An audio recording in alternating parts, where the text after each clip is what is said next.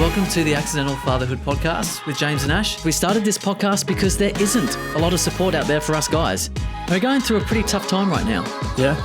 Yeah, accidents, not mistakes. Unplanned pregnancies and new relationships and what is going on with our lives. So we're trying to bring a little bit of support through some awesome special guests, and It's a place to commiserate together. And we are rolling, everyone. Welcome to the Accidental Fatherhood podcast with James and Ash today. Just us. We're, as you can see, we're, well, half of us are... Christmas edition that I didn't know about. Yeah, well, look, it was a little bit impromptu, but Yeah. I thought I'd get in a bit of spirit. It's literally, what is it, it's a second of December today, and this is our very last episode for season 1. So... Wait, don't we have one up next week? We could do one next week. I thought we had one next week. No, he cancelled. Oh, motherfucker. Lawsuit. Ooh. Yeah. But he'll be a really interesting guest when he does come along. So Final year wrap up. Let's start with something funny. What shouldn't you say To a pregnant woman. to your partner who's in labour? I did a shit the other day that felt just like this. What about, it can't be that bad? Keep going. That's an easy one. I'd be saying, what about, are you done yet? Can you hurry up? Do you reckon it's going to be out today? It's, yeah, anytime. Like, I've got somewhere to be. Oh, God. What about...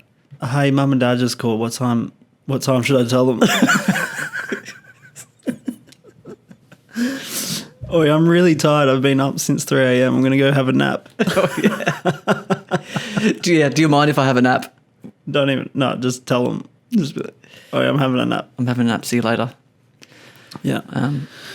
Well, your good one was, can we stop in for a drive-through coffee and muffin? It doesn't go down well. Didn't go down well at all. No. What's some other funny ones you could say? Your body's made for this. Come on, it can't be that bad. Surely it's not that painful. Did you just shit yourself? Is that supposed to happen?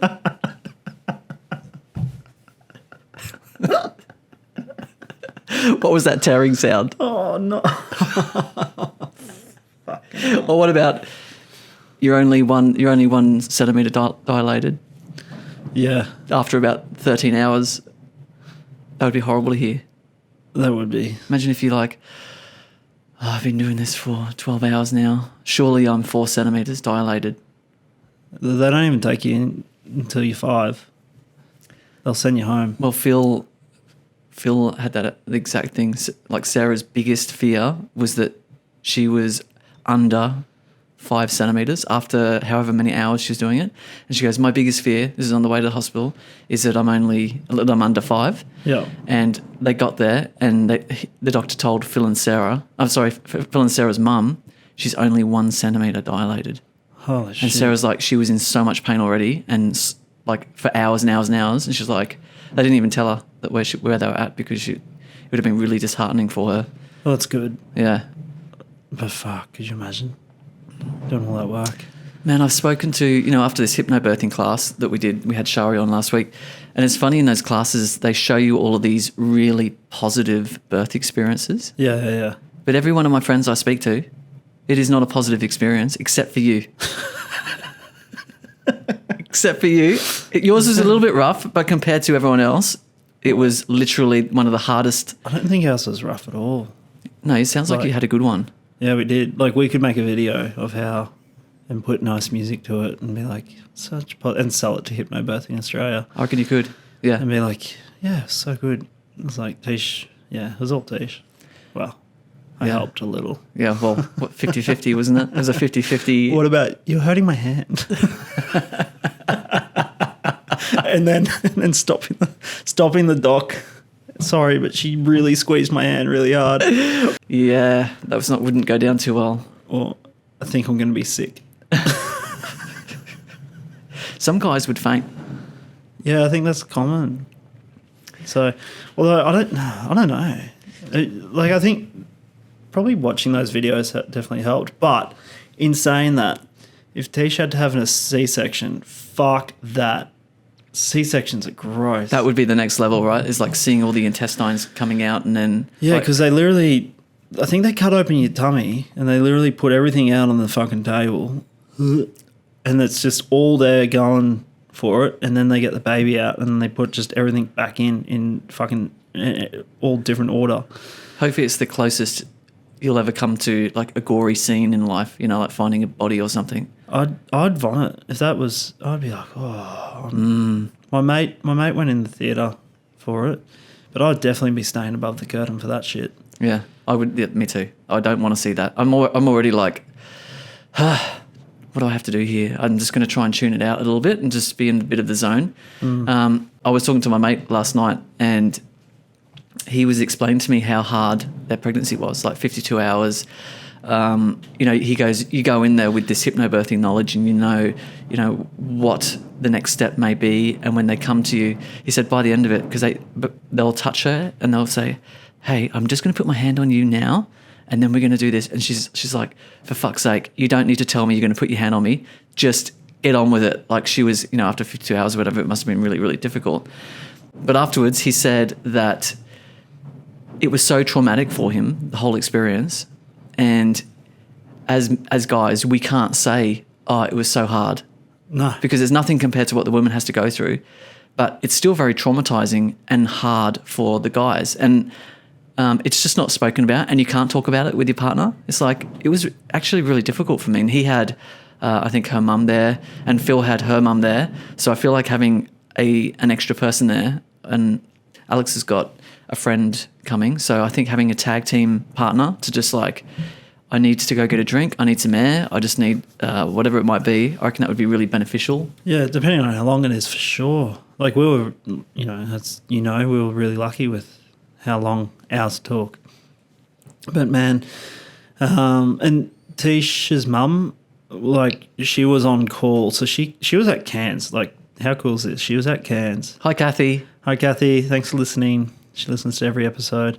But she was on call. So like with Tish, so we sent her a message. She hopped on a plane that morning and arrived an hour after Billy was born. But if it had gone longer, she was ready to hop in. Yeah. So, and my mum too, actually. So, my mum not having any daughters, obviously, we're like, I said, look, you know, if Kathy can't make it for whatever reason, we'd love for you to be in there with us. Tish was really cool like that. It was really open. And I mean, like, we had only known each other for 11 months at this stage. So for Tish to even be like, yeah, that's cool. So, and mum was on call sort of as well, which was cool. And again, she arrived after Bub was out. But yeah, like that would have been, that for a 52-hour labour, that would have been so beneficial to have, because I could only imagine what that would have been like for your friend. Yeah, he said, I had to have a nap. Yeah. He had an hour nap when... 52 hours, man. And this is the thing too, like Tish was asleep in the bed, in the bath. Like she was floating in this nice spa bath sort of thing. You know, like, yeah, traumatic experience, but between her surges or contractions, whatever way you want to talk about them. But between her surges, she was, you know, resting. Yeah. And there's nowhere, well, you know, like, what am I going to do? Hop in the fucking hospital bed and just have a rest? Like, and then for Tish to go into a contraction, I'm blowing Zeds. Like, that's not happening. Are you a good napper? Love a nap. I love a nap too. Ooh. I'm an easy napper. Like, it doesn't take much. If I'm tired, I can sleep through pretty much anything. So if it goes for a lot longer, there's a chance I'm going to drop off. Yeah. I'll have a sleep. Dude, I'll wake up on a weekend. I'll wake up on a Saturday. Not so much now since I'm medicated for the ADD, but it was so normal for me to wake up on a Saturday and go back to bed.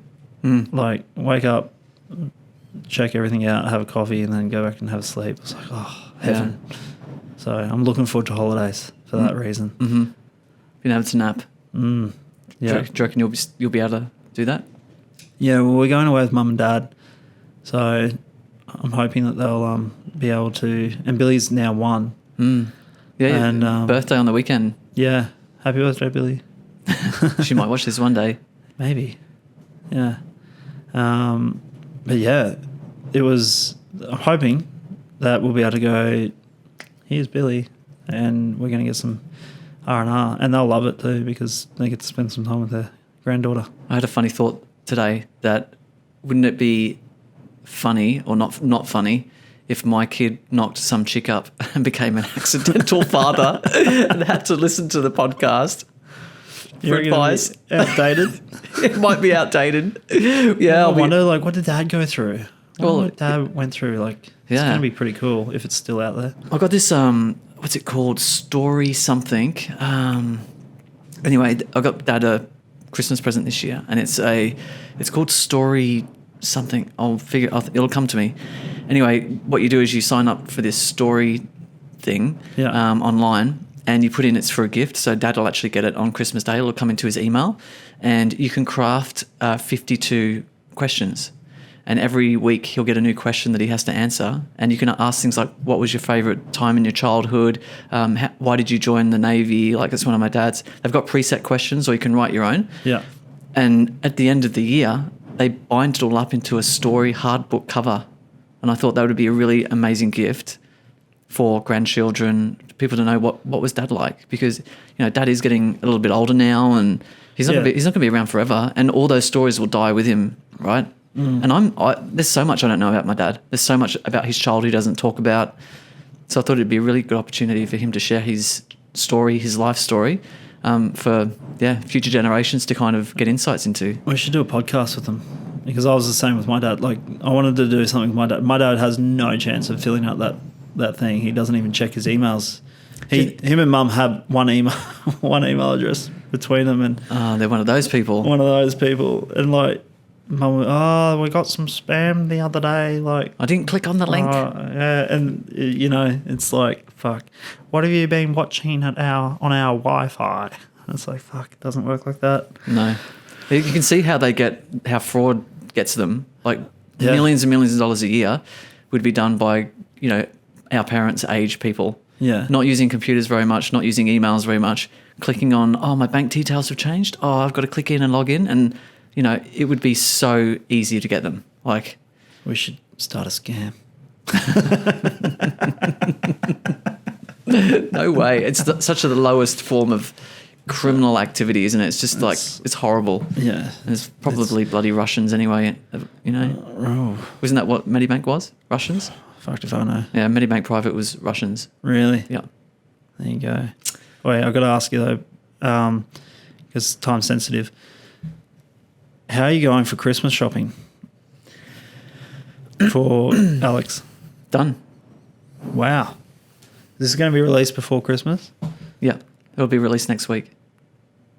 Oh, wow. Okay, yeah. I'm done, man. So good. Well, I got my Christmas tree yesterday.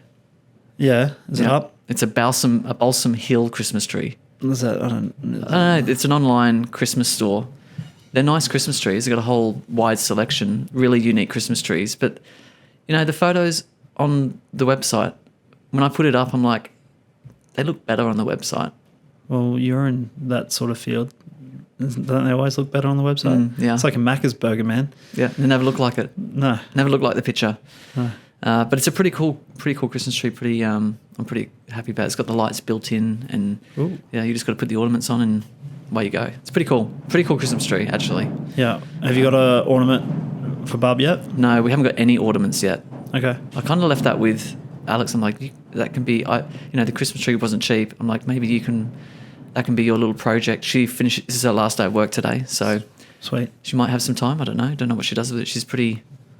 If she's anything like Tish too, it's like she'll want to decorate the shit. Like it'll be like, we haven't got a Christmas tree yet. We need to get one. Where are you going to put it, man? Your place is tiny. Yeah, so we're looking at getting one like the little one over there. Because I said to Tish, like, we're planning on getting a house next year, depending on market and other fucking things. But I said to Tish, like, I want to do Christmas. I want to make it a thing now that we've got a kid. Like we had a kid last year, but like, and I was like, I want to do every year on the 1st, and we missed it. But 1st of December every year, I want to be like, we're doing a dinner, we're decorating, whoever's around can come, like we're having drinks and whatever, and it's going to be a yearly thing that's going to be, everybody knows it's like let's go catch up with the judges. Yeah. You know, because the rest of December just gets crazy. And no matter when it falls, it's like we're doing our tree, we're having some games, we're having some fun. Mm-hmm. And then make sure you invite us over. We'll come around and celebrate. Phil and I, when we used to DJ, we used to do a Christmas Eve DJ mix. Yeah. And it's just me and him used to have a few drinks together and just live DJ and record like a cool DJ mix. So we're hoping to do that this year because we haven't done it in ages. And it's like a bit of a bonding thing for us to get together because we don't really, I mean, we see each other at work all the time, but that'd be cool. You know, that one-on-one kind of hangout time, we don't get a lot of that. Yeah. Is it Christmas mix? It's not Christmassy. Oh, but you want to hear a funny story? Yeah. So I got home last night and I saw my Christmas tree in the foyer. Yeah. So it's quite a big box, but I grabbed the box and I went up the elevators and I just before I got into my apartment, I heard Alex watching TV and I commandeered the speakers in the house and I put on Michael Bublé's It's Beginning to Look a Lot Like Christmas, and I just came through the door with this Christmas music on and she's just sitting there going, what the fuck's going on with the TV? I'm like, surprise. I'm like, we've got a Christmas tree. And I'm like, I don't know how, it kind of didn't get well received. And I'm like, oh, and she had a bit of a smile on her face because I was pretty excited about getting the tree. I bought it ages ago. Yeah. And it arrived on the 1st of December, so I was pretty stoked about that. Good. Yeah. So I put it up and, yeah. It's Christmas time, baby. Yeah, it's a good time. I know some people get a little bit anti-Christmas, but it's just I don't know, it's kind of that sign of the end of the year. It's that time to kind of be thankful for everything. And the thing I hate about Christmas is everybody's like... consumerism. The people are like... this is what you can get us, this is what I want. And it's like, I don't know, I don't want anything. Like, you know what I mean? Like, I don't want anything. If you're going to get me something that we can share, like a bottle of wine or something, you know, and let's do it at lunch or something that we're at. It's like, it's not for us. Yeah. Adults. Like, I don't know. Yeah, and having kids, it just brings it all back alive, all that magic. Yeah, and that's the thing. Like, I want the kids to have so much fun. Yeah. It's like, spend the money that you would spend, like, fuck, not this year. Billy doesn't even know. But, you know, spend the money that you're going to spend for Christmas on her. Yeah. Or on yourself. You know, like, fuck, man, no one can afford it. No. Alex goes to me this morning, she goes, are we getting Christmas presents? Yeah. And I'm like, what do you mean? She goes, do I have to get you a Christmas present? And I'm like, well, I've got you one. Yeah. I said, you don't have to, but I got you one. And we do get our family Christmas presents. That's what we do. And she goes, she's just like, I haven't bought a Christmas present in years. And I'm like, okay, well. So she's like me. Yeah, she's pretty similar to me. Yeah. Well, you guys are you're the same. Star sign. Health type as well. Yeah. Are we? Yeah. Yeah. Interesting. So there you go. It's like I can't escape. No, you're around. I think you do seem a little bit happier. Most of the time. Yeah, but when I'm bloated, I'm not happy, James. Not happy, yeah. This is true. It's like being bloated.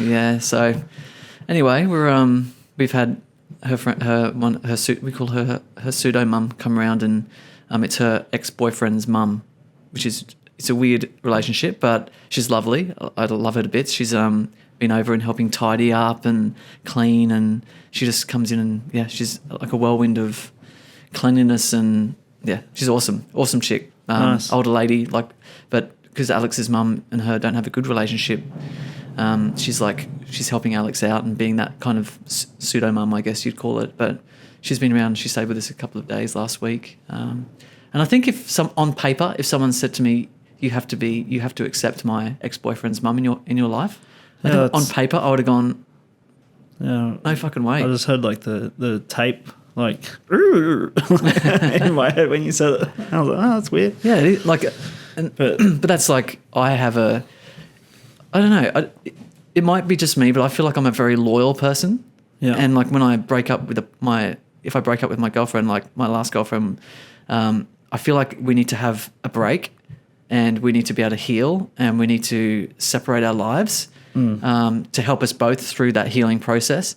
And my ex decided that she wanted to become friends with all of my friends, as you know, and that made it really hard for me to have that break. To have the break Yeah. and to step away. And like she would come around my house because my brother's partner would be like, oh, you know, she's a good friend, like becoming good friends with her. I think when I broke up with her, there's a big hole in her life and she filled it with my friends. Yeah. I don't blame her because it's survival for her. She's trying to be happy now that we've broken up and I'm not in her life anymore. But she didn't give a fuck about how I felt about anything. Yeah. She was just doing what she fucking wanted to do, which is, to be honest, why we broke up in the first place. But Are we going to cut all this out? no, I'm not cutting it out. But also, like, you guys were together for 4 years or something. 3.5 years. But yeah, like why not?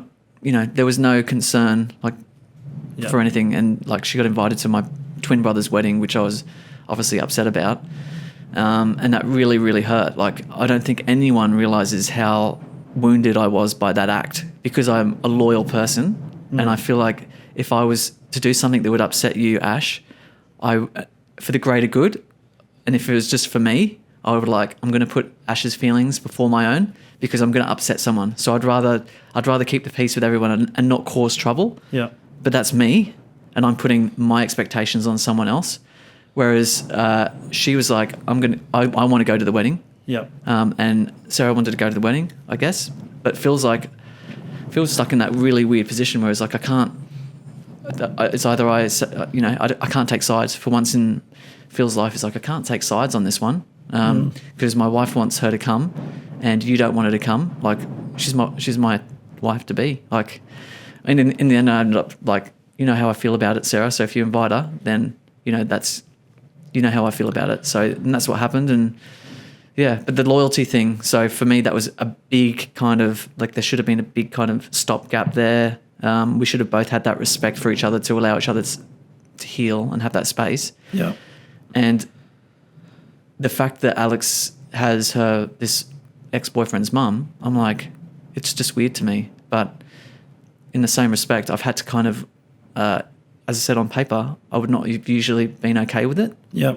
But now I've got this baby coming, and I'm trying not to think about, like it doesn't really matter to me. Yeah. Because the baby's more important, and neither does my ex anymore. It's like, I'm like, she's the last of my fucking worries now. Like I'm so zoned in on baby, family, Alex, and this life, and I'm so determined to make it work that the fact that she's her ex-boyfriend's mum, it doesn't really come into my mind too much because she's a lovely person, and why should that? And I can understand why Alex and her have a great relationship, and I'm okay with it. Like. Yeah. You know, and I think that's been a big lesson for me through that is like learning to be okay with those boundaries that we put up. And maybe I should have been more okay with my ex and been more understanding, but it just hurt so much at the time that I struggled with it. It's like one of the hardest things in my life was going through that. And yeah, and of course she was with my friends, so I felt like there was a disloyalty to me with my friends. Yep. I felt like they didn't care about me. So I felt really betrayed by the whole fucking thing. So, yeah. I wonder if that was to happen now. Maybe that happened so I would be okay with the ex-boyfriend's mum. Potentially. Maybe that boundary had been crushed completely and smashed and disrespected and no fucks given to me, and I had to wear it and work through that pain. Which is, they're all lessons, but maybe that happened so that it would open this up for more people in my life and not have those strict boundaries. So maybe it was a good lesson to learn. So I don't know. How do you feel about that? How would you feel about ex-girlfriends hanging out with your best mates? And how does that, and how, like for me, it's like, I think it depends on the relationship.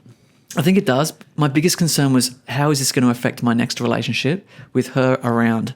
Yeah. Like, what's that how's my new partner going to feel about that? Yeah. Like a couple of weeks ago, I told you about how I had a partner with a child, sort of thing, and on the Christmas theme. So mum and dad would still make it a big deal about this kid, like a really big deal, which was lovely. And I'm like, but fuck, it hurt. I'm like... And you guys were broken up? Broken up. Oh, that like must be 1, 2, 3 years later. that is hard. And Christmas is coming around and Mum's buying a Christmas ornament. And it's like, no, that's such and such's Christmas ornament. And I'm like, okay. Like, It feels betrayal, doesn't it? yeah. It's like, well, Or, yeah. or Like, disloyal, or there's something there. It's like, I was like, your own son's hurting, and you guys are more focused on this fucking kid. That, like, awesome kid. Nothing against the kid. Ever against the kid, but it's like we're not in that relationship anymore. I'm like, sorry guys, but you've got to. I got burnt in that relationship, and my feelings should matter more than that.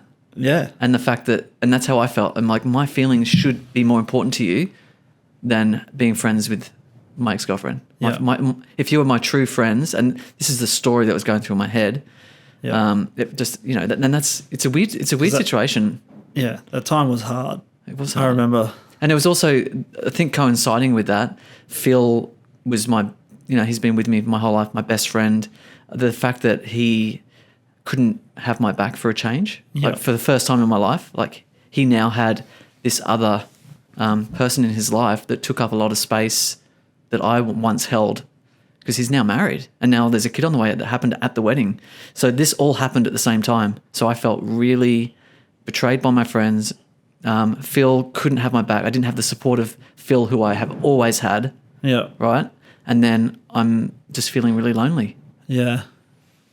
It was a weird time. Weird time. But great lessons. And honestly, I don't hate my ex-girlfriend. I don't hate anything she's done. I don't hate what the circumstance that happened. It was just something I had to go through, and I'm okay with it. But it was hard at the time. Yeah, it sucked. It sucked for you at the time. It sucked. Big time. Big time. Big time. But in fairness, 3.5 years, it's like that friendship group's so tight knit as well. I know. You know what hurt them? What pissed me off the most? Yeah. Was she had a good friend that moved up from Sydney, like a girlfriend. Yeah. Who she's been friends most of her life with. Yeah. And when she first moved up here, she stayed with us for a few weeks because she had nowhere to stay. And I became good friends, still friends with her, good friends with this chick. Yeah. And she got really upset and jealous about my friendship with her friend. Oh, yeah. Really jealous. And to the point where she banned me and her from seeing each other, completely banned it. So what upset me was, how can she have these standards of banning people and having these strong boundaries of people seeing her friends, and yet with me, she doesn't give a shit. Like, it's just double standards, and that really got under me. I'm like, double standards are fucked, aren't they? They are fucked. Like, that's the thing that nothing gets me going more than double fucking standards. When something feels unfair, it really gets to you. Like when at work, I'm going to get in trouble here.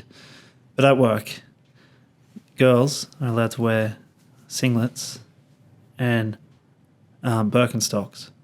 If I wore a white singlet, long pants, and Birkenstocks to work, I would be straight up in HR. They're like, what are you wearing? But that's the whole bar thing as well, and pubs and drinking out in public. Yeah. Yeah. It's the same thing. Like, we got to wear closed-in shoes. You got to have long pants, collared shirt. Chicks can wear pretty much whatever they want. Yeah. Pretty much. Pretty much. Like, well, they've got to wear clothes. Yeah. Don't get me wrong. There's also double standards the other way too. So let's not go into it. But what's the other way? Oh, like, in construction industry, there's site toilets. There's not male and female site toilets. So, it's like, oh. And we've got to sit down on the... But in saying that too, like, we still have to sit down on that gross stuff. Yeah, well. you know what's funny?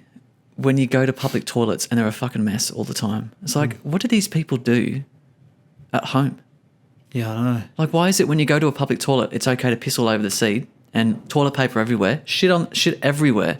Like, what the fuck is going on when they get into these toilets? Sometimes you go there and they're an absolute shit fight. Like, literally. Literally. What is going on? Why is it only public toilets? Like, it's in fairness, how many times have you taken a shit in someone's house? But it's A Like lot. a random. Not a random's house, but actually I did when I was a kid. I actually, back when things were safe, I would go for a ride with Phil. We go for a ride away from home, and I'm like, I got to do a poo really badly. So I'd knock on a stranger's house and go, excuse me, can I please use your toilet?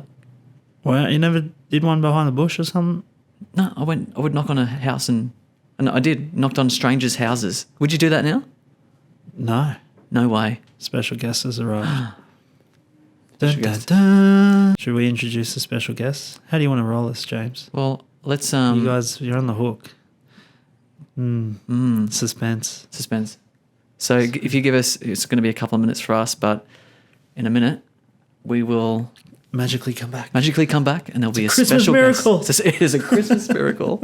And We're back. welcome back. We have a very special guest today who's been a long-time listener, first-time caller. Yep. You may know her as Alex. James's mother-to-be. We're very close to delivery. We're like under 3 weeks, possibly. Something like that. Is 2 it- to 5 weeks, maybe. So any time At now. some point this month. So say it that. this could be the first podcast ever to have someone's water break on it. Fingers crossed. Well, I keep saying the 13th. Let's go on the 13th. We've still got another 11 days for that to happen. If you had a choice, and we've talked about this, but when is your ideal date? Actually, to be honest, I've got a massage booked on the 13th, so I was hoping that maybe like that night and then the 14th. But speaking to my best friend today, who's also going to come to the birth, it's her son's birthday on the 14th. Oh, so it's not gonna she's work. like, It'll be you that can't day. go into labour on the 14th. It will be that day. I'm like, It'll be the 13th, 14th for sure. Billy was born on Tisha's best friend's birthday, my brother's birthday, and we're like, out of all the days in November, because I wanted the 27th, that was my granddad's birthday, and I was like, 27th, come on. And then out of all the days, it was that day. So, yeah, I don't have a preference for the date, more so their star sign, but and also a short labour, please. Yeah. Right? for your benefit. For both of us. Add that to the things that we can't say. So, yeah, obviously we've had a fairly interesting 8 months. 9 months. 9 months. Yeah. Did you want to share? Well, it was your last day of work today. Mm-hmm. Yeah. How's work been pregnant? Maybe share a little bit. But just to share your experience of what. Yeah. I wouldn't even know where to start. Maybe start the first trimester.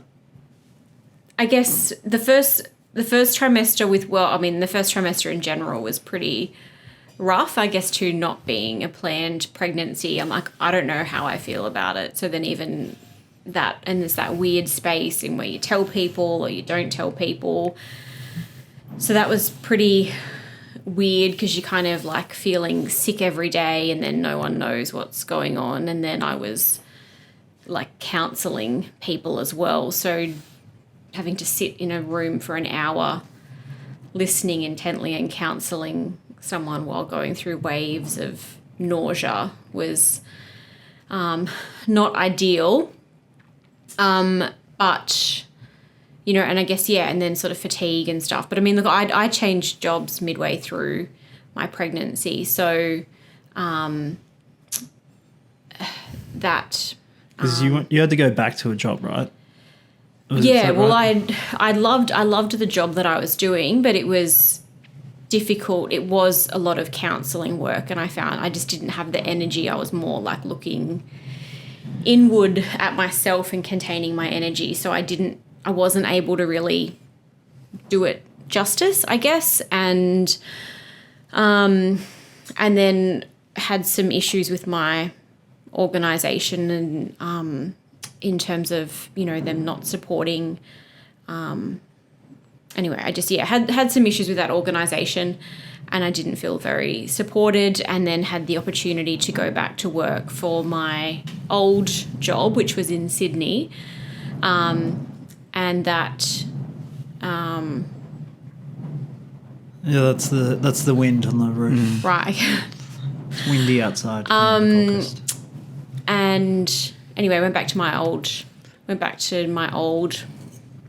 job, and that was also, I guess, going to be more financially beneficial, basically. for security. And you were, because obviously having an unplanned pregnancy, you had a lot going on in your life at the time, studying, work. It's put a hold on a lot of things for you. Was that hard to, and even I know our relationship's been fairly Fun. challenging and interesting, and lots of, I feel like we've had to squeeze 5 years of relationship into 9 months and go through a lot of hard conversations. But just in general, your life, for other, expecting, accidental mothers out there, how did you work through all of those things? Because I feel like you underestimated how much energy you were going to have at the start of the pregnancy, and you had to kind of work through, and giving things up that you really loved and wanted to continue with. So it's put a massive kind of pivot in your life. What do you think was the hardest challenge around that? And how do you feel about all of those things?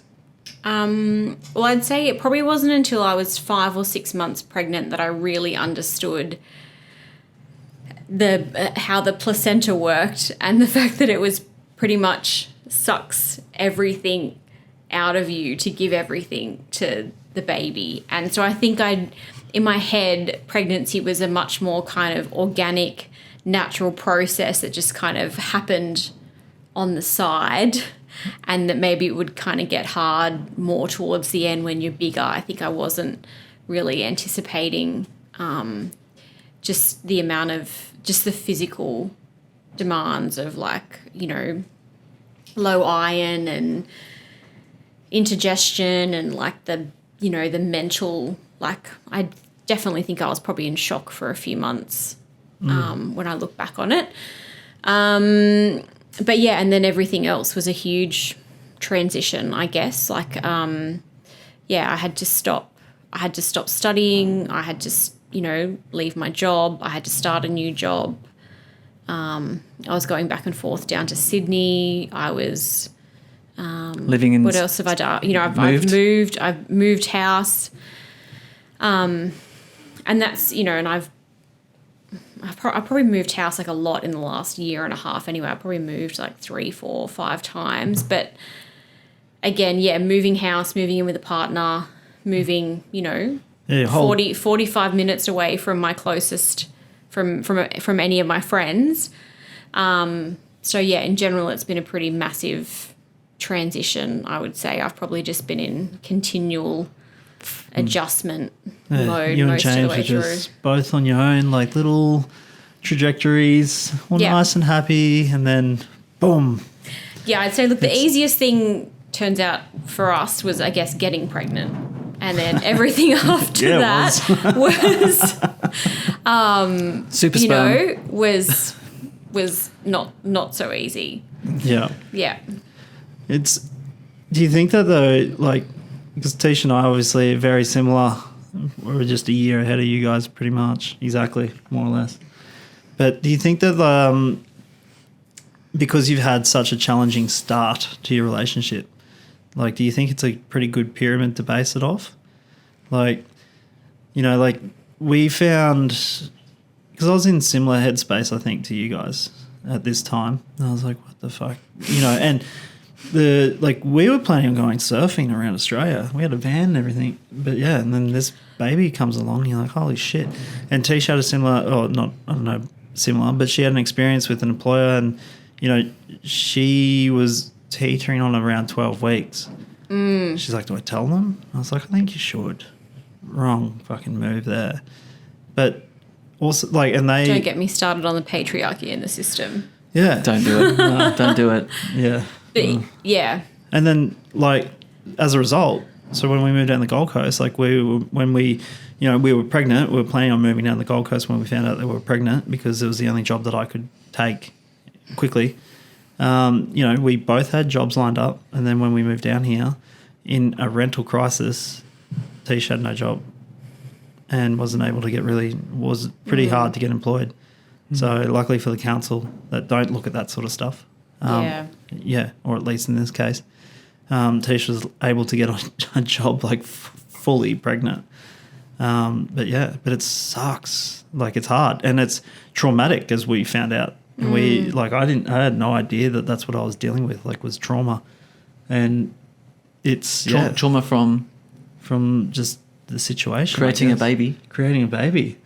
Well, it's because there's the creating the baby, but then it's you're existing in your, it's, I guess with pregnancy, it's around, protecting the mum, protecting the baby. It should be, ideally it should be this period of calm and content and, just sort of resting and growing a human, because it takes so much energy. But in terms of our lifestyle and our stress, that's really hard to do. And it's quite, I guess, the ground is quite shaky. And then coming up against, because I know how stressed I feel about finances,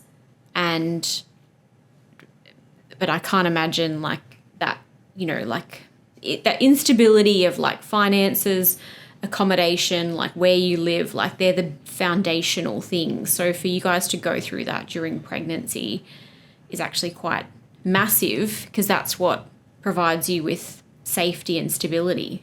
And we were speaking to our counsellor last couple of weeks ago, and she said that a pregnant woman's amygdala grows in size, and what they crave the most is safety. So at that time when you're pregnant and you just want to protect and have that foundation of safety, having that on top of everything else, it must be like super hard. I mean, we're in a pretty good position really to bring this baby up. First world problems. We've got a house over our head. We've got food on the table. We've got, family support. We're in a pretty good place. But even, that it must still feel unsafe, because you're feeling very, very vulnerable right now.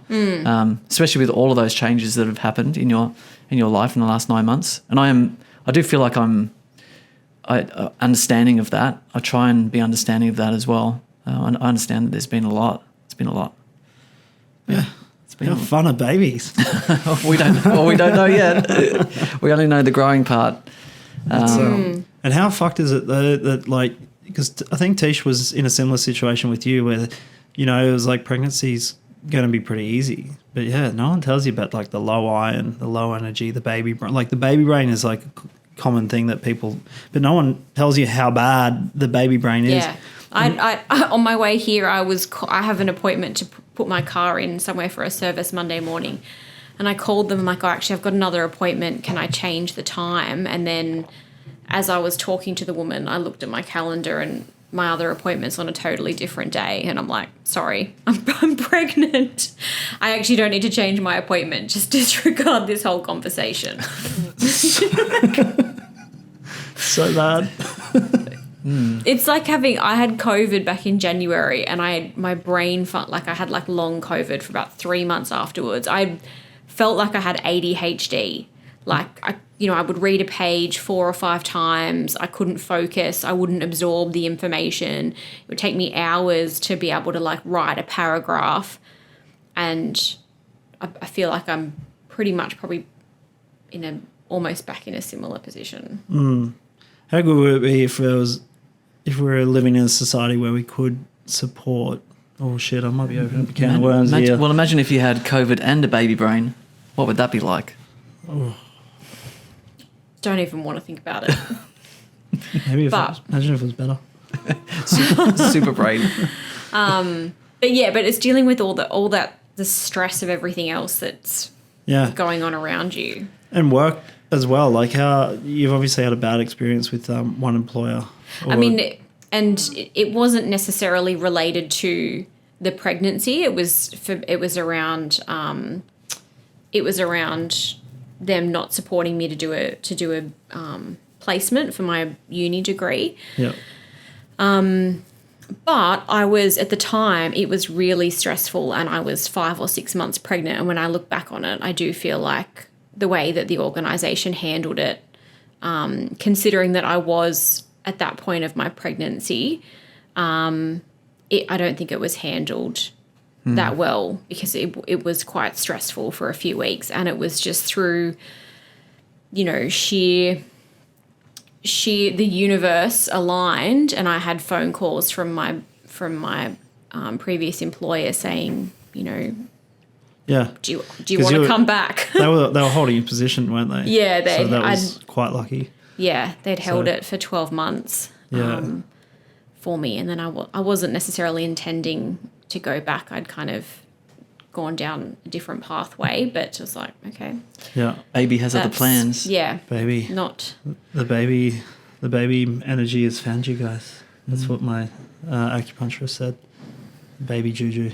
But even having to stop studying, like, because when are you planning on returning back to study? Do you know? Have you thought about that? Like, and you would have had to wrap that up, I'm assuming, as well. It's like, it's not just something that you could be like, oh, I'm pregnant, I'm going to stop now.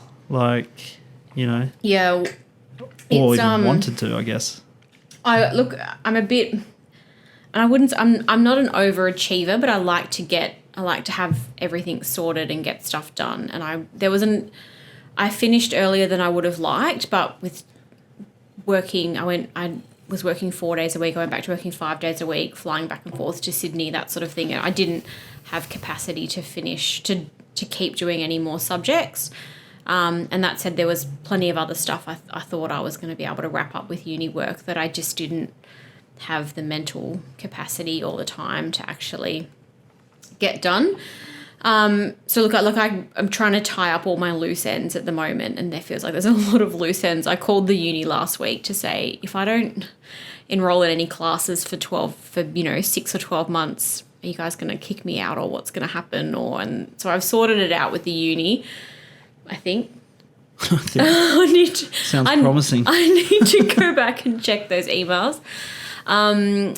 However, look, best laid plans, I don't know if it's going to be achievable. Like, ideally, depending on how, you know, the temperament of the baby, how I'm coping, how, you know, what my support network looks like, you know, I would like to sort of, you know, maybe look at if I could get some subjects done, you know, towards the end of next year, perhaps. But if that's going to be achievable or not, I don't know. Ooh, So I've just had an idea. Let's talk about some plans. So, temperament of the baby. We're talking about this. Yep. So, what do you envision? Because I'd love to do a wrap now, and because Talisha and I have just had this conversation about, like, just before we're like, yeah, we're going to do this and we're going to do this, and it's going to be, and then now it's like, holy shit, that went out the window big time. So, we'd love to hear both of your thoughts on this. So, sleeping, separate beds. What's the sleeping scenario going to be? Co-sleeping. This is great. We haven't spoken about this, so this is great. We kind of have spoken, but like it's kind of like. What are you guys visioning, or are you just going to play by ear? I was sort of thinking playing it by ear in terms of, like, we haven't set up a nursery. 50% because James doesn't want to let go of the sofa bed. 50% because it's not about the sofa. It's probably bed. Needed, but, though. But 50% too, because I feel like it's like you don't actually, like, realistically, you don't necessarily need a nursery straight away, and it's a 2-bedroom apartment. You totally don't. So so I guess I'm going in with the mentality of I have absolutely no idea, but we've got, like, bassinet co-sleeper, and just wait and see. Yeah. Because I've had different people say different things about whether or not they actually prefer co-sleeping and they get a better night's sleep co-sleeping and having the baby in the bed. And then other people have sort of said they actually found, a bit more disruptive because the baby would make little noises and they'd wake up. And so I feel like it's just kind of wait and see what actually suits everyone better, and then whether or not baby stays in the bed or the baby goes to another room. Or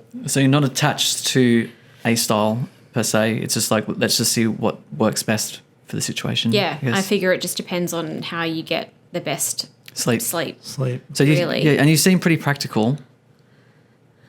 I guess so am I a practical person? I don't know.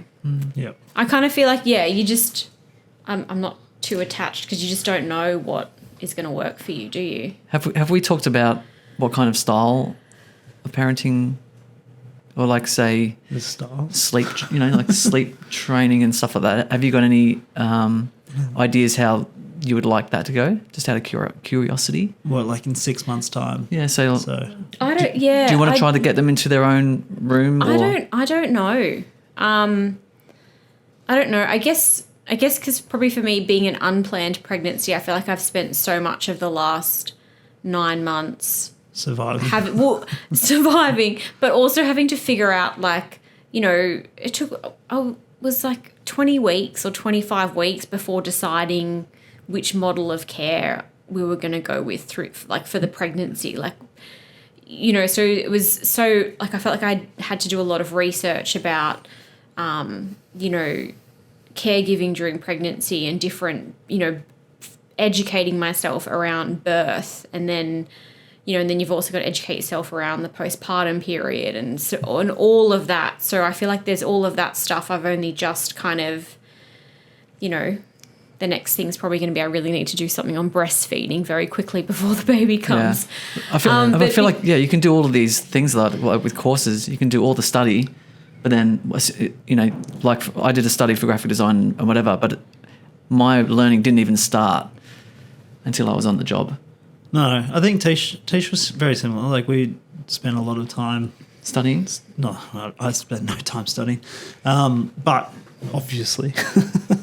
But I think, Tish was doing very similar. Like, and we had a bassinet in the room. We also had a nursery set up. And I think our plan was that Billy was going to sleep in the cot in our room. But I don't think Tish could, like, basically let her go for like 2 or 3 days. Like, she had to sleep on it, and like, the body just pumps you full of drugs. Like, Tish was like, Tish said something along the lines of, "This is what it must be like to be on ecstasy." Yep. So. Oh yeah, with all the hormones all the come hormones, in. Yeah. Sleeping. So yeah. So it was a couple of nights, and then I think Billy was in our room in a bassinet for a good couple of months, like 6 months or something. But then I've got friends that by the time they're third, they've got 3 kids, and on their third, I think he was like in the nursery in like 8 weeks. Like, it was really quick, and they're really good sleepers, all those kids. But it's just interesting because it's like, do you guys have a plan yet? Have you spoken about it? Obviously not. But I'm a fairly organic kind of fill it out kind of person. Yeah, and I do kind of feel like maybe I would, there's certain things that I've kind of haven't thought too much about, and I feel like I'll kind of cross that bridge after I get through the next kind of barrier, you know. So whether or not it's like sleep training or like the, I don't know, vaccine schedule or different just other stuff, I guess, that will just come up, and then you can sort of figure it out. Like, breastfeeding. What are you going to do? Do you know? Like, see how it goes. Like, my aim is to breastfeed. But again, it's kind of, you just have to figure out what works. Yep. Fair enough. Fair enough. So no real plan. Well, that's what the I'm plan hearing. is, Which is fair enough. I think we're very similar. The plan is to play it by ear, I guess. Yeah. See what's best for you guys and the bub.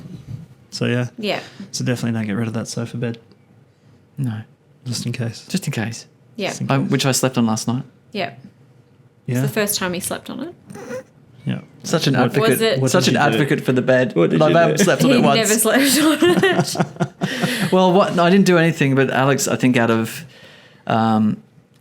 you were like, I don't want to keep waking James up because I can't sleep very comfortably. It's stuffy in here. I'll go sleep on the sofa bed. And I'm like, no. I'll sleep on the sofa bed. You stay in the good bed.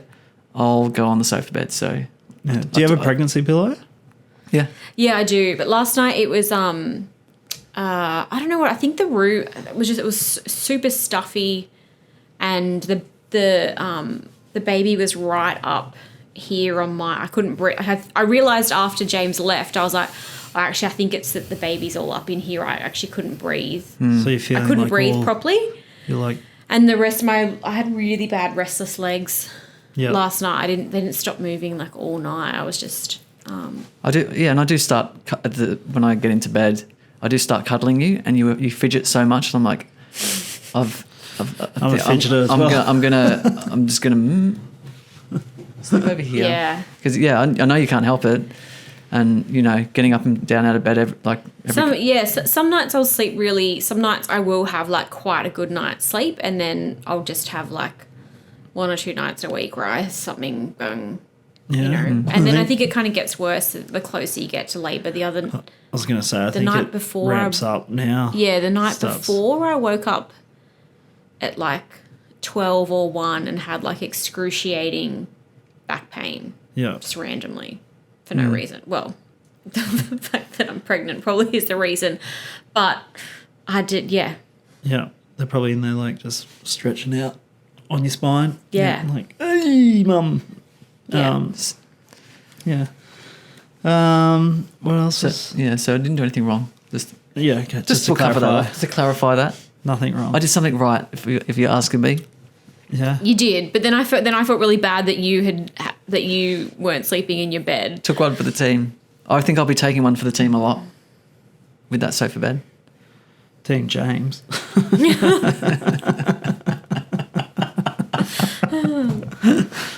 Yeah. Well, I'll just remind me of that when I'm in labour, that I'm just taking one for the team. Yeah. How are you feeling? So you've just done hypnobirthing. Mm-hmm. How's the anxiety around the whole birth? Is it a little bit easier now? Like, are you a little bit more at ease? Or? I don't know. No, I'm really. Some days I'm good, and then other days I'm like. Yeah. But then there's also the fact that and this has sort of been my, I guess, experience throughout pregnancy, but it's because then I'm like, well, you get through birth, and then after that, you've got a baby, and then, that's also like a whole other experience of its own. But I think with hypnobirthing, I'm hoping that. And there's been it's just figuring out your different tools and having different options that you can use, and then figuring out what works for you. Yeah. Yeah, for sure.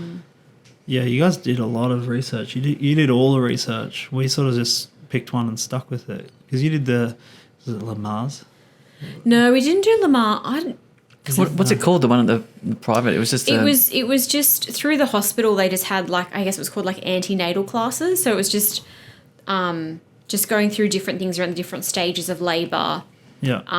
Different stages of labour, pain relief options. They did some stuff around, nappies and swaddling, which.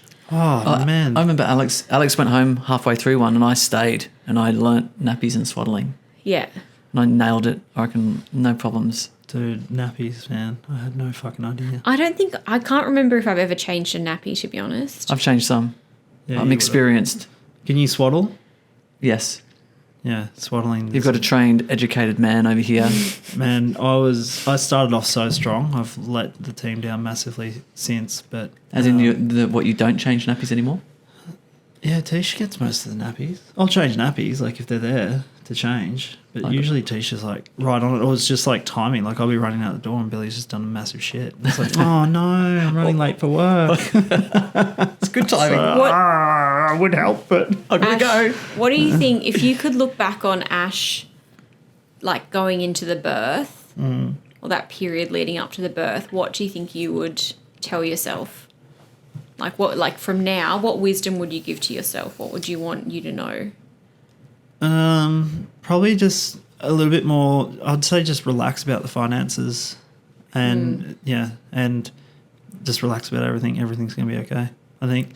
Because I had so much, I was like, oh, I've just met this person. I liked this person, but I'm like, we're tied together for life now. like life's a long time. Well, some people's is shorter than others, but yeah, I'm like, and I was freaking out a lot about that. So yeah, and then work and everything like that as well. But I think it was just hey, dude, enjoy it. That's all. That's what I would say. And I think the benefit of going through this experience with Tish is it has brought us, like, we've got this really good bond. And we're talking about it like briefly before, is because we're going through this like actual like adult situation, all of the crap that we would have probably let affect us in the past is like it's nothing.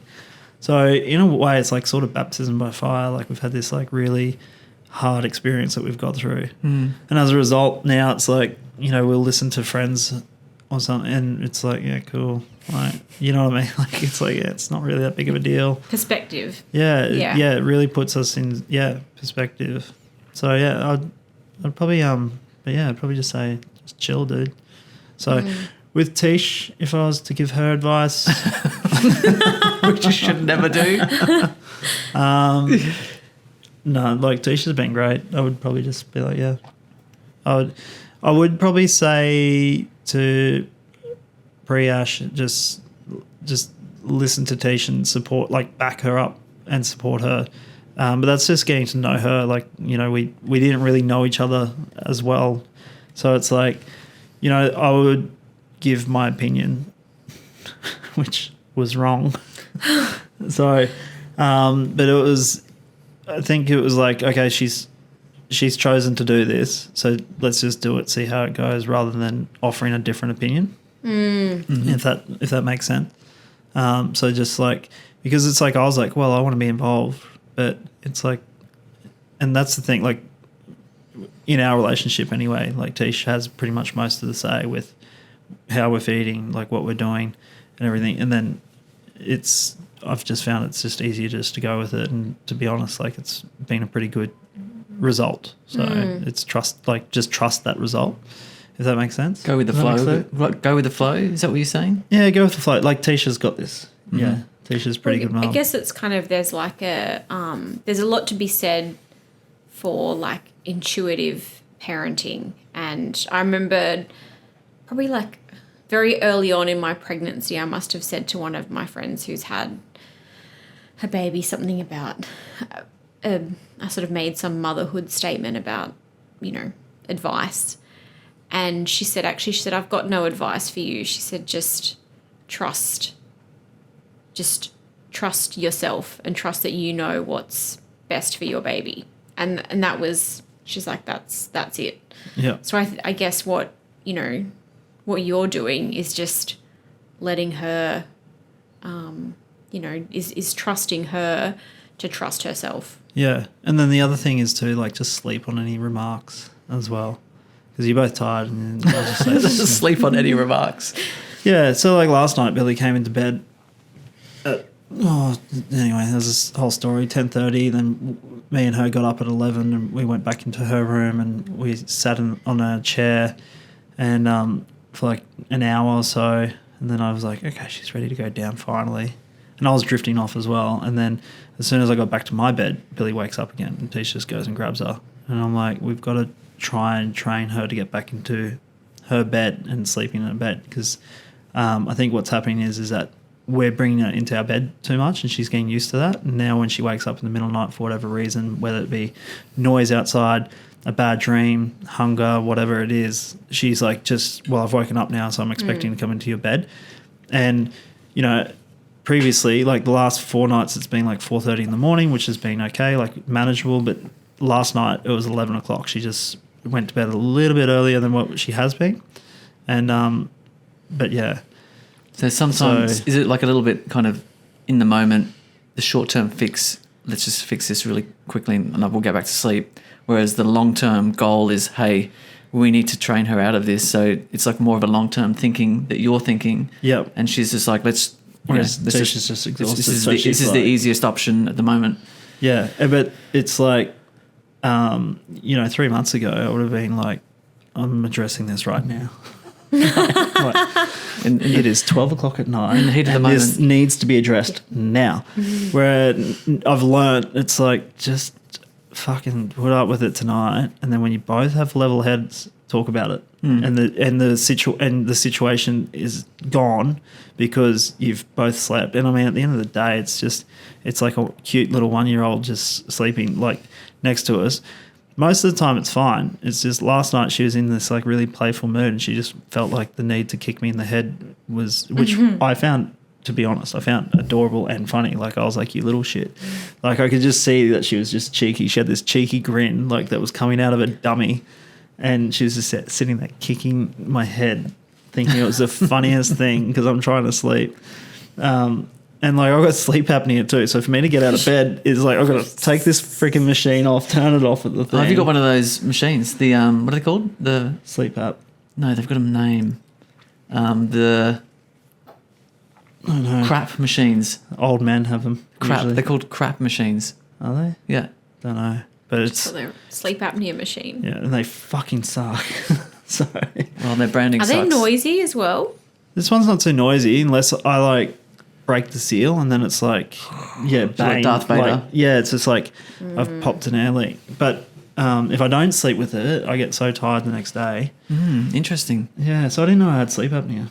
So I did it this year. Like since Billy, I've done so much like self-work and assessments on trying to just become healthy. Even though I haven't been able to work out because of the hand injury. But it's like I've got diagnosed with ADD. That was misdiagnosed with as just severe anxiety. And I was like, oh, okay, severe anxiety. So since the ADD, my blood pressure's come down.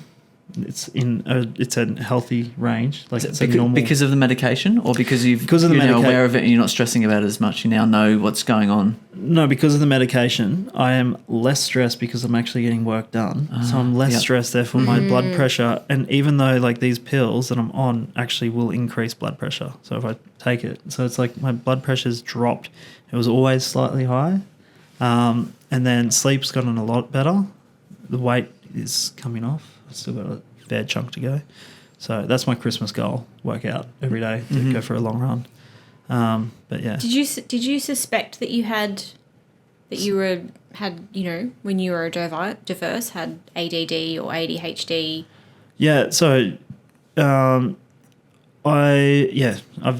always been addicted to stimulants, not addicted, but coffee, sugar, stuff like that at school.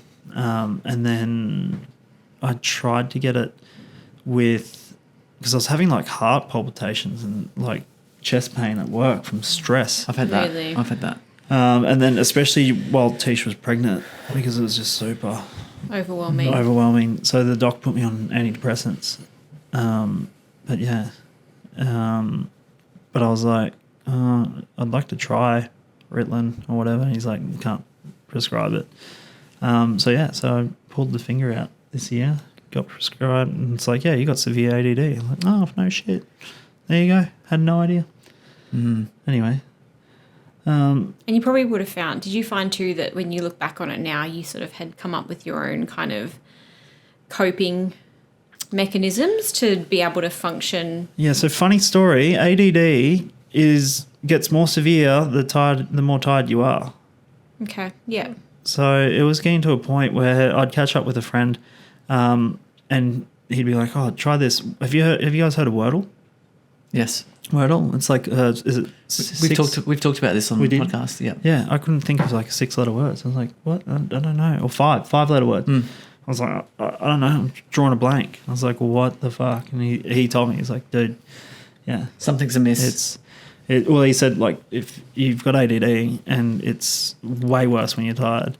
But yeah, like I would use like nicotine gum. I would try everything. So first thing I'd do was like a lot of coffee. So like I'd have a 7-shot coffee in the morning. What? Yeah. So I'd ask for a 7-shot. A 7-shot. So really? Yeah, 7 shots. Wow. And then fill in a medium cup. Fill the rest up with hot milk. And what would you find the coffee would do for you? That was just to get started. That was just to wake up. How many? And would you have more coffees during the day? Yeah. How many shots of coffee would you have in a day? 9 to 11. on an average day. That's a lot. Would that help you like focus more? That was was just to it- basically stay focused and stay awake. Yeah. Stay awake. I did get an email from a client today saying, "You're gonna welcome to coffee land. When you Yeah. have a baby, you need to. It's going to get you through." Yeah, you guys have a good coffee machine? But I'm trying to think of. I was googling Christmas gifts today, and I was like, I'm trying to think of a good "I should baby get James gift a to get coffee you guys. machine." we have a coffee machine here. Yeah, are you into pods? I'm trying to think of a good baby gift. So I've got one of the things that I want to get. It's on order. I thought we had a episode next week though. We can do next week. We'll see. I've got the word Christmas party, so I mean, anyway, whatever. But yeah, I don't know if this episode's been boring or not. That's your biggest fear. Every podcast is like, I think that podcast was boring today. I'm like, Biggest fear. it was good, man. It was good. But yeah. Anyway, So what did what? You've got the pregnancy and delivery coming up, which must be really daunting. I'm a little bit daunted by it. you guys And are staying in for hospital though, right? We How are. long? Yeah, we are staying in. Yeah, that's the 5 plan. days. Oh yeah, I think you can stay 4 or 5. What's the plan? 4 or 5 days. I guess it just depends on. Again, it just depends on whether or not we feel more comfortable in the hospital or at home. Or let's get home. From Yeah. what we came home, we did the turnstile pregnancy. From what everyone that I know has said, fucking just enjoy those 5 days. You've got nurses there. They can teach you how to breastfeed. They'll teach you how to do the colostrum. If anything goes wrong with bub, you're not freaking out Yeah. like we were. We'll get some nice TV So- TV programs, TV shows for you, Alex, to watch. Sci-fi. We struggle with TV shows. And, we yeah. have different Just tastes. have very different tastes. Yeah. I like good movies and TV. Alex is into the shit. Political documentaries and I don't mind a political there are documentary. some we actually watch together, like Yellowstone and some crime. Oh, new Yellowstone. City on the Hill's another one. That was all right. Yeah, But my Yeah. it's a mission to find something. yeah. We're the same. So, Tish, tonight, because we're doing the podcast, this is her Kardashians night. And I came home early last time. I came, because the last one finished a little bit earlier. And it was halfway through a show. And I'm like, who's that? Who's that? Fuck off. That's not that. And then I was like, oh, that's not Kim Kardashian, is it? She's lost a lot of weight. Tish was going mental.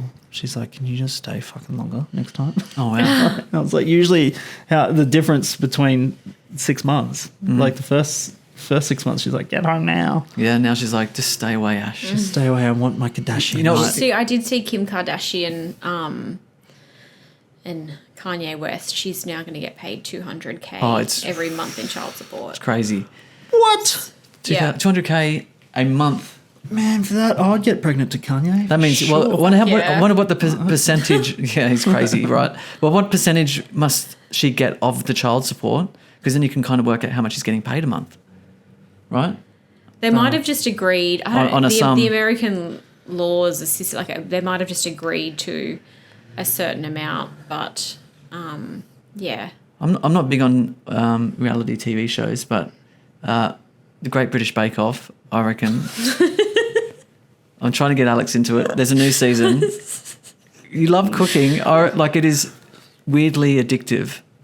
Shit, you guys got meals prepped? Speaking of cooking. Alex has done some cooking. Yeah. Yeah. Yeah.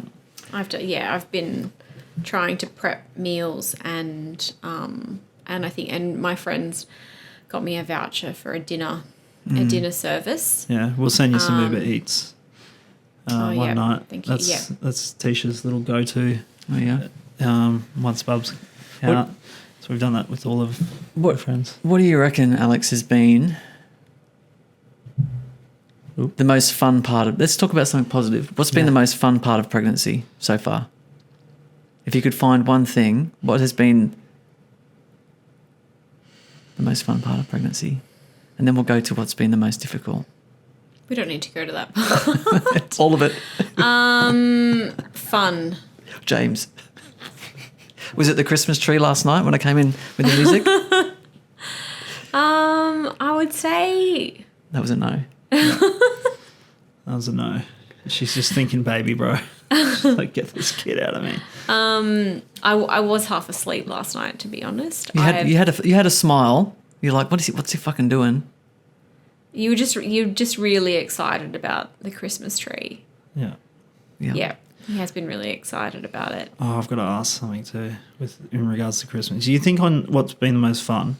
But obviously you guys are having a kid in December. Now, Yeah. Christmas time.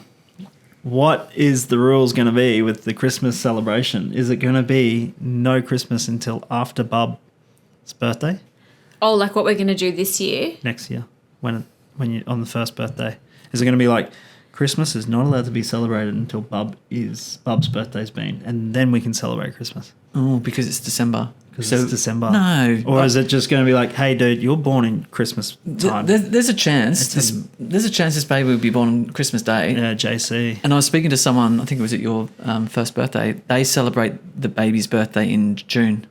On the 25th, they have a birthday celebration on the 25th, and then it doesn't affect Christmas. Yeah, nice. So that's how they kind of get around it. But the star sign's still sick, because I know you want a Sagittarius, don't you? When's that? Preference is to, I think that clicks over about the 20 it runs to about the 21st, 22nd of December. But from memory, I remember when I first went to the doctor and got the estimated date, and I realised how close it was to Christmas. I was definitely quite conflicted Poor kid. about When's it, and the I due felt date? really the 18th of December. Oh, so you guys could even be in the new year. Could you? No, well, I think 41. 14, it's two, So I think 2 weeks. so that's 40 weeks, and then Well, 18th, think 40 weeks? Yeah. 40 weeks, and then but statistically, like a lot of first-time mums would go to 41 weeks. Yeah. And 41 weeks is Christmas Day, and then 42 weeks It's New Year's Eve. is New Year's Eve. You'd want it, you'd be better having your birthday on New Year's Eve and not New Year's Day, right? Yeah. Because everyone's partied out on New Year's Day. No one's Yeah. going to want to celebrate. But I mean, ideally, I think earlier in December, like one of my best friends, his birthday's on the 10th. And that feels like it's far enough away for Christmas, but that they don't really Yeah. interlap. Yeah, Tom's is the 13th. Yeah. But I've had to really let go of that. Otherwise, I just feel like I just get too hung up on trying to put on this emphasis on going into labour early enough that it's far away from Christmas. And my Just doing plan, squats and drinking cast. yeah.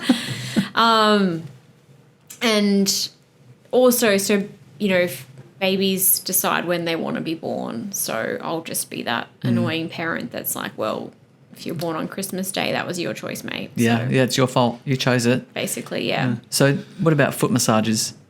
Is that one of your favourite things?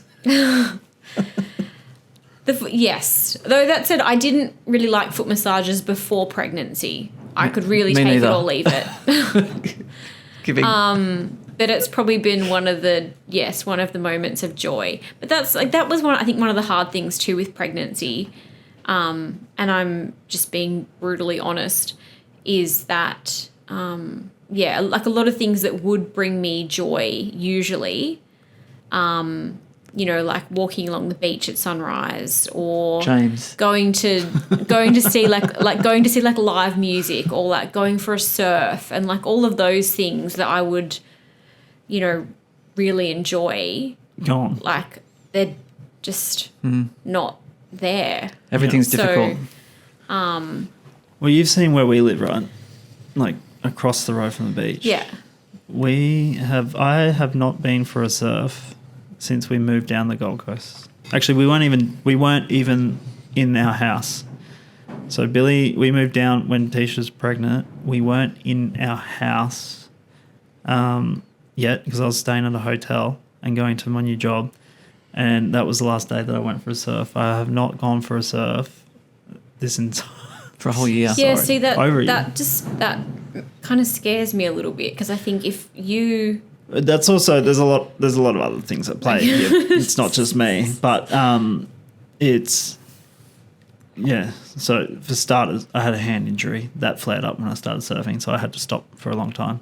Secondly, from like I can't push down. It flares up as soon as I push down. Duck diving? Duck diving. It flared up. I was like, finally I found something that I can do that doesn't flare up my hand.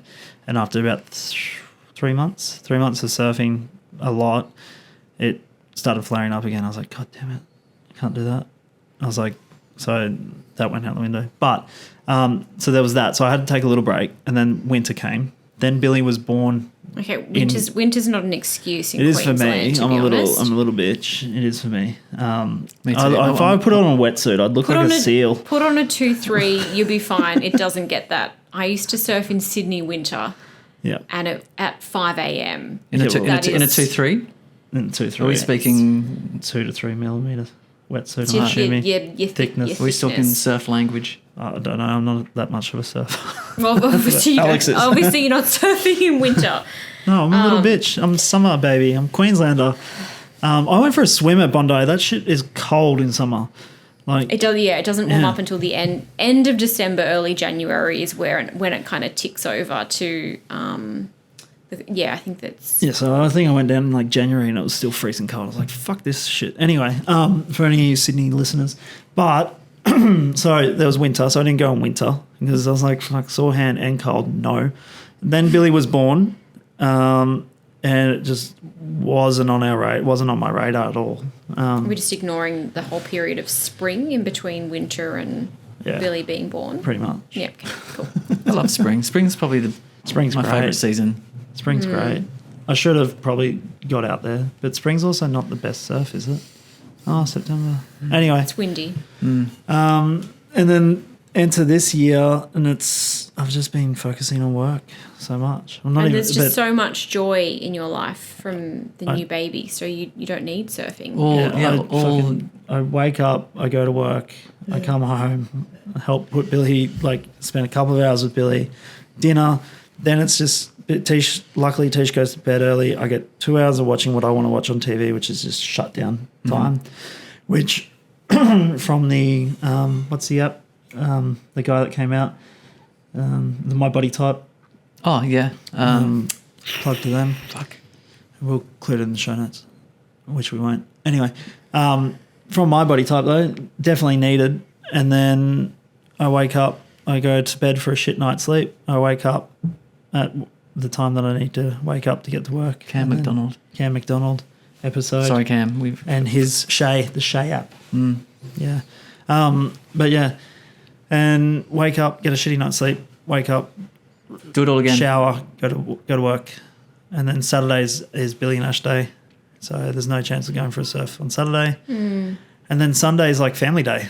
So, yeah, usually we've got something on. So, yeah. And it's like my one day to try and get some sleep. So, yeah, that's it. Anyway, but you'll find it. You'll find out. You'll find some time. We'll find the rhythm. We'll find the time. And I think You'll be right. You'll It's- get some time. yeah, I feel like you can. It will be hard and challenging, but if you really want to do something, I'm sure you can make it happen. If you really want to do something, Well, don't forget, Tish goes to work on Saturdays every day. She has since Billy was like 3 months old. So you're not going to have that problem. So you'll get some time for sure on Saturday and Sunday, whatever it might be for you guys, because you'll have both of you around. We are working around James's kung fu schedule, though. we are certainly working around that. That's I think that's going to keep me non-negotiable. sane, though. You definitely need to let him go. But if he's going to kung fu on Saturday, you can go for a surf on Sunday. Yeah, we can make it happen. We'll figure it out. You'll figure it out. Now, I'm probably going to shoot myself in the foot here. Uh-oh. What advice?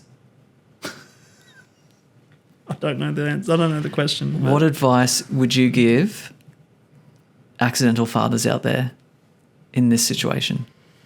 What advice could you give them and or mums from your perspective of what you've experienced over the last 9 months? I mean, I think probably more for men, I guess. I don't know if my experience was overly typical, but I don't know. I guess for men, it would be around probably the number one thing that you could do is just support whatever she wants in that early stage. And particularly too in that initial conversation when you're having to break the pregnancy is figuring out how like stay cool in that moment, because it, like, as a woman, like it's like petrifying to have that conversation. Like, do you know what I mean? You like, slipped it out very casually in a conversation on the couch. It was very casual. I don't know how else what else could I have done? So how was your day? Oh yeah, it's pretty good today. I did this. Oh, by the way, I'm pregnant. Kind of scenario. Sometimes you just got to get it out. Get it out. I don't think it would have mattered, to be honest, for any girls out there listening or women out there listening. It doesn't matter how you present it. Everyone's gonna freak out. Definitely, we're gonna go. I need to, okay. Gonna process this, and I'm sure we can't control that process. We were different. We Tish was surfing a lot, and we thought she had nipple rash because she's like, my nipples are so sore.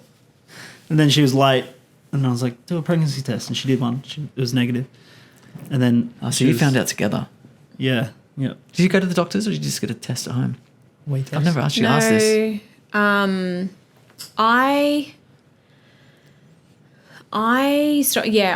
think I had sore breasts, and my period was maybe like a day or two. It was like 1 or 2 or 3 days kind of had gone. I was waiting for it to come, and it wasn't coming, and I had sore breasts, and I was and I had been pregnant before, and I remember the breath, and I was like, and I called. I hadn't taken a test because I kind of didn't. I was like, I don't know how I feel about, like, I didn't want to know almost, like, and I called my best friend, and I said, I think I might be pregnant, and I'm like, I don't know how I wanted to, like, work it through in my mind before doing it, before doing a test. Yeah. I guess. And so, and she gave me some great advice. She's like, just get a bottle of wine and a pregnancy test on the way home, and just, do your test in the morning. And anyway, so I kind of, I guess, was sort of reflecting on it and kind of going, okay, yep, this is how I feel. I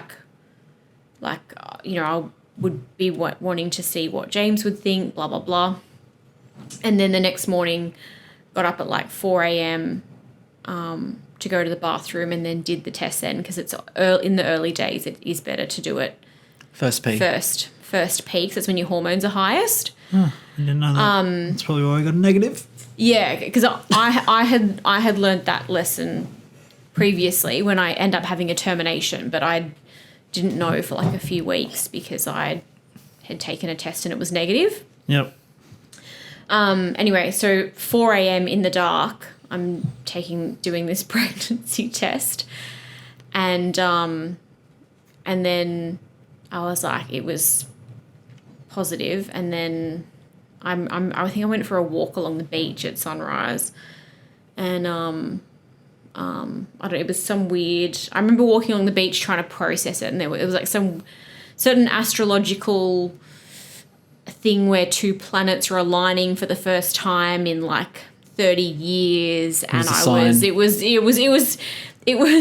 something in it that was around like this period of transition, and I was kind of like, okay, maybe that's that wasn't my sole decision, but it helped. Yeah, well, it was just maybe it just kind of brought me like some peace in that moment, but it was like trusting the universe a little bit, like trusting that it's all happening. I guess when you're in the throes of going through all of this, it's pretty hard to trust the universe a little bit. Like you're like, is this all supposed to be happening? Like there's a lot of resistance or fear around. I know I'm a big trust the universe kind of person. Yeah, well, I trusted the universe, and then that was the easy part, and then everything else after that, I was like. How long did you leave it till you told me? Just out of curiosity. Well, probably until I saw you again. So I think it was probably like 4 or 5 days. Oh, so it wasn't too long. That's a long time to be sitting there pregnant and not knowing what you're doing. Did you do any more tests afterwards? I did do a second test, but I don't. It's wrong. I did do a second test, but I don't think it was for like a couple of days, maybe. Yeah. Yeah. And you're like, fuck, definitely pregnant.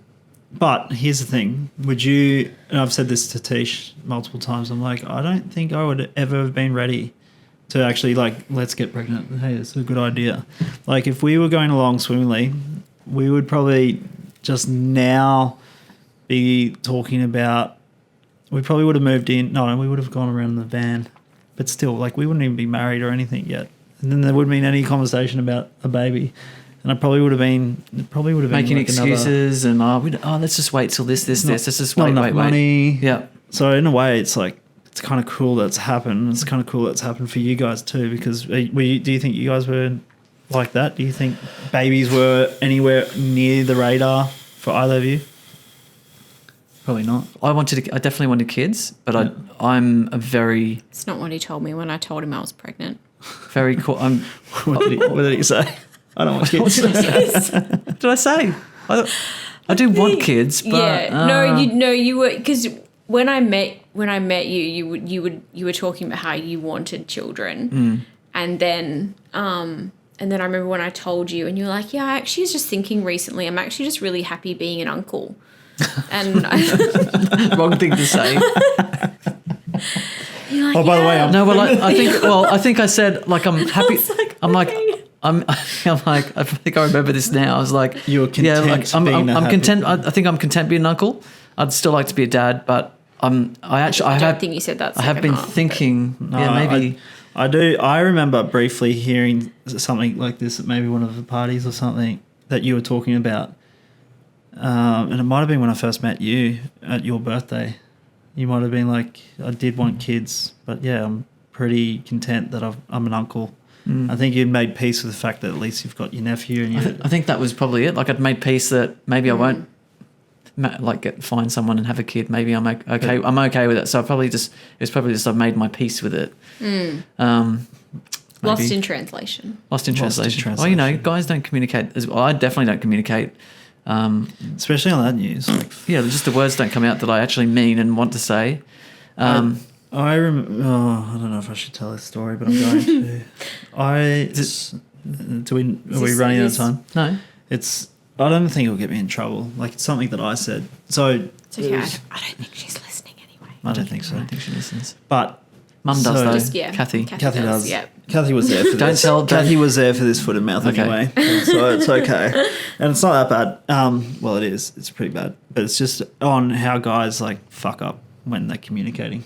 Right. So we had just given birth. We are at home, so no sleep for old Asho, and I was telling someone, I was like, because I was basically there holding the hose for a long time, holding the shower head on Tish while she was giving birth, and I let it out, and I was like, I let this comment out, and as soon as I let it out, I was like, that's not right.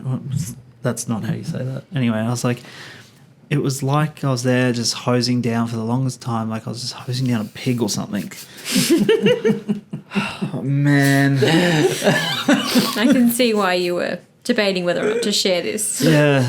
Hosing down a pig. And it went out, and I was like, oh, that's wrong. Maybe they won't. Maybe they'll understand what I was trying to say. What were you trying to say? Dude, it was like I was hosing down, like, I don't know. It was weird. It was not, I don't know how else to describe. I was hosing down a beautiful pregnant woman. Like, yeah. I don't know. It was just in the thing. I was literally just standing there for the longest time holding a fucking shower head. That's like, it was like I was watering the garden. There you go. That sounds much nicer. Yeah. Like watering the flowers? It's like I was just standing there just watering the flowers for the longest time. That's what it was like. I've had to water my lawn before, when you get new turf and you're just like, oh man, this is fucking boring. Yeah, that's what it was like. Yeah. But I couldn't come up with the words. Well, that would have even been bad. It's fucking boring. It really was though, James. Like, yeah. But definitely going back on your point about it's almost like it's a forced commitment that something you would have wanted to do but you would have kept putting off, and at the time would never have been right, and now it's happened, and now you're like, well, maybe the universe is giving you a kick up the arse. Yeah, and like we're talking about the second one. Shit, should I share that? Don't know. Anyway, but we're talking about the second one. It's a normal conversation to have. So for me, and for me particularly, I've struggled with commitment in the past, and I think this has really given me a reason not to Bail. just not to bail. Yeah. It's given me a reason to stay and commit and give something a go, like actually give something a good go. And I'm committed to doing that. Yeah. Be exciting. Yeah. But we are going a little bit. Yeah, how are you Well- feeling, Alex? I'm all right. You've done You're good. you've done really well. I think we've behaved ourselves pretty well as well. Yeah, thanks for coming on. I think you guys are going to be really good parents, whatever Is there any last? happens. Any I always last say this to comments? put people on pressure. Where can people find you? At the Pindara Hospital. Is there any last advice or comments or anything that you think would help anyone in this situation? And look, you don't have to say anything. Yeah, You've covered a lot. yeah, it's been good. So Ash looks bored. You've covered a lot. Was it like that? He's like, unless it's going to be funny, let's wrap it up. Let's wrap it up, people. No, well, I'm interested. Intrigued now. Body My language. undivided attention. What advice would you give yourself? I Get the have- pill. I have no idea. Yeah, I don't. I think I probably still wouldn't be able to give myself advice until looking back. I'm lucky that I've had a friend go through something very similar, and she's been a really good person to talk to that, fell unexpected, because she's sort of that. It's like your Ash. You guys should have started a podcast. Because it is, I think this journey to parenthood, I found, has probably been quite isolating and it's quite a different experience to if you were already in an established relationship, and even if it wasn't planned, but to have all of that. So I found, for me, that's been really helpful, because I think in some ways I feel like I've just been kind of flying blind. So find someone that you can confide in that has been through a similar circumstance that can help support you with some of those feelings that you're experiencing, which is kind of, I organically did it with Ash. Like I'm like, Yeah. Ash, how did you cope with this? Yeah. That was my first lifeline was like, Ash, he's gone through the same thing. What do I need to know here? How can he help me go through this experience? Because it's definitely a unique experience and not the easiest. Yeah, and I think for women too, there's a really good helpline called Panda that offers counselling as well for women that are pregnant or afterwards, that I have found really helpful around just kind of going like, can someone just tell me that it's normal, that this is kind of what I'm thinking or feeling. Yeah, awesome. Are there any other good books you've read that have been awesome through this as well? That afterbirth book was pretty good that you made me read. Yeah, I did. Look, I think I'm hope it's, and again, without going off into too much of a tangent, there was, I was looking at something on Instagram, or my algorithm on Instagram is very heavily focused on baby-related things and pregnancy-related things. And there was a thing talking about things that, you wish that you had done looking back. And I feel like we're pretty organised, because I think we've pretty much done all of that. Because it was things like, you don't actually need a nursery straight off the bat. You don't actually need to, spend a lot of money on, newborn clothes.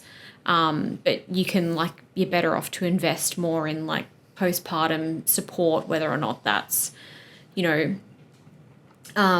meal trains or, different. It's also kind of, there's that fourth trimester and that postpartum period, which is also really important to kind of prepare for. So I think that has sort of been, helpful as well. Well, I'm hoping it's going to be helpful. Yeah. And I think the other one, I'll see if it pays off, but I think I probably looked a lot around, around vitamins and nutrients. And there's a book, I think it's Oscar Seralac, around postnatal depletion and the impact around pregnancy and on the body and stuff. That for me was a real eye opener about going, oh, this is why I feel Yeah. You're going to get depleted your all the placenta time. encapsulated? Actually, thank you for reminding me of that, because I keep forgetting to say to James. I think I did say to you, can you ask Ash? He did. I have already asked him. He did. You know, Was that earlier tonight? No. No. No, ages ago. ages ago when you Yeah. when you asked me, I'm a doer. Give me a task, I'll. Yeah, he did. I just assumed that Tish has sent it to you, but obviously not. We'll teach I just put that in. I've outsourced that to I James outsourced to it to kind of. Tish. Oh no, there's a break in the chain. It's Alicia's all right. fault. I can find it. It's Alicia's I can fault. find it. Just Tree give, of, give the information to James, and then he can. A website is all I organise need. it. Or maybe I can just Google it. Actually, I've got it on my emails. I'll search it after this. All right. Yeah. Easy. Awesome. Well, thanks, Alex, for coming on and being brave and doing this. It's I think it's really helpful to have you on here and It's been awesome. share your story. And yeah, it has been awesome. Good luck if I don't talk to you. I probably will see you, but if not, I might see you when you're a mummy. Yeah. Yay. Thanks everyone. One for person's excited. So are we doing a podcast next week or no? Maybe some stage next week. Well, I guess people watch this in different times anyway. But Merry Christmas if it's around Christmas time. Anyone that's listening. Yeah. Well, Say howdy, mum, for us. this could be the last episode of the season too. So Next. we'll be having a bit of a break, and we'll Check in when James, the daddy. yeah. We'll, Alex. Maybe you can mummy. do like a 10, 15 minute update or something. you yeah. know, Yeah. For the fans. For the fans. For the diehard fans out there. Yeah. So thanks everyone for listening. And I'd like to say this as well, if you have been listening and it's been really helpful in different areas, a review on Spotify would be amazing, or just letting people know. A review in particular on Spotify would be awesome, just to let people know that it's a good podcast and you've got a lot out of it. It would be really helpful for us to kind of get that support out there to other people. And subscribe. Yeah, and subscribe. Yeah, and subscribe as well. But yeah, thanks so much for listening and being a part of this journey. And we'll see you on the other side. Yeah, season 2. Season How to 2. be a dad. Yeah, Pretty much. Shit. it's be all dad stuff. So, thanks everyone. We'll see you in the new year. Thanks, team.